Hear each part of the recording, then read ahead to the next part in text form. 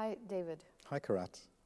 Tell us, in your perception, which nations and economies are advanced in risk practices? You know, the British are very reluctant to promote themselves. We're very humble and... Give your own perception. What I mean is, I think the British are doing quite well.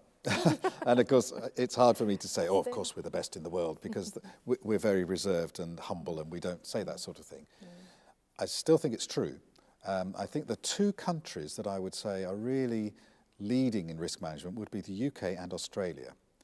And certainly in terms of the development of standards, the ISO 31000 standard, principles and guidelines for risk management, came from Australia. There was an Australian standard, and the Australian standard formed the basis of... The New Zealand one. Well, Australia and New Zealand have a shared standards body. That's right. And so it came from there and it became ISO 31000 with some small changes. So on the standard side, on the practice side, the development of processes and applications, the development of tools, software tools, of techniques, the development of skills, the development of higher education, degrees and master's degrees and doctorates came from the UK and from Australia. Certification of professionals, risk management professionals, you'll find very strong in both countries.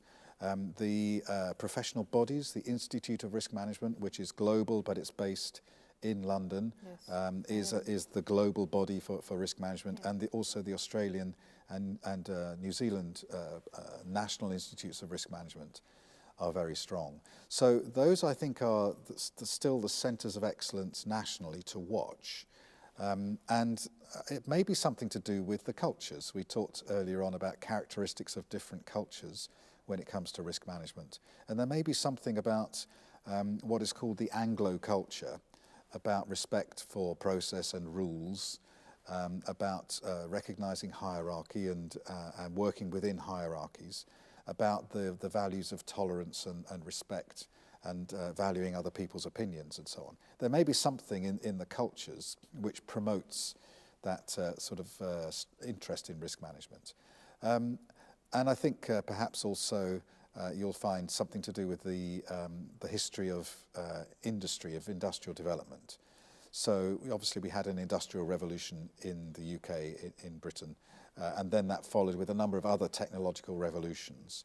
But if you think particularly about the oil and gas sector, for example, a lot of the early risk management thinking came from the oil and gas sector, which is very strong in the UK. We were talking about the mining sector, and again there's a lot of mining and heavy industry in Australia, and also from companies based in the UK. And I think these industries, which are safety critical, which are highly regulated, which have a lot of investment, and where the potential impact for good or for bad is quite high, clearly risk is going to be a major part of their thinking. So because these industries were quite big in both the UK and Australia, then I think that promoted an interest in the 1970s and 1980s, maybe before others came along. Now obviously others are chasing very hard behind. I do see some very encouraging signs of development in Brazil. Again, there's the big industries in Brazil. There's something about that sort of the energy and creativity of the Brazilian culture and people, which I think is taking a very acute interest. In transnational bodies, some of the work in the United Nations in risk management is great. They've just developed and released last year some guidelines on disaster risk recovery, and some really good guidelines in how to use risk management approaches to quickly get to disaster relief to where it needs to be done. And in some of the non-governmental organisations where, again, based in the UK largely, these organisations are thinking about how to apply, and I think again it's because of the size of the potential impact. You have people dying and potentially a lot more people dying, and so there's real motivation to get in there and do something about it. But these are not nations. And one of the things that's interesting, and you certainly see it in industries, is that maturity in risk management is cyclic, that if you don't sustain capability, competence, maturity, it decays. And so just because maybe the UK and Australia have a leadership position just now, it doesn't mean we're going to keep it. And there may well be other countries which will develop and overtake. And certainly as a risk professional rather than a Brit, I certainly hope that happens. I have no national interest in this, but I'm interested in people understanding and managing risks wherever they come from.